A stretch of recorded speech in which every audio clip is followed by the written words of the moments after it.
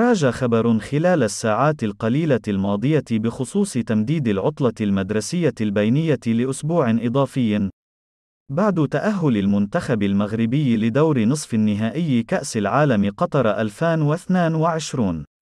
في هذا الصدد وتنويرا للرأي العام، نفى مصدر مسؤول هذه المعلومة، معتبرا إياها إشاعة فقط. وقال ذات المسؤول إن مثل هذه القرارات تتم عبر الوزارة الوصية وببلاغ رسم معمم على كل جهات المملكة. ذات المسؤول أشار إلى أن هناك قنوات رسمية سيتم من خلالها إخبار الرأي العام بمثل هذه القضايا.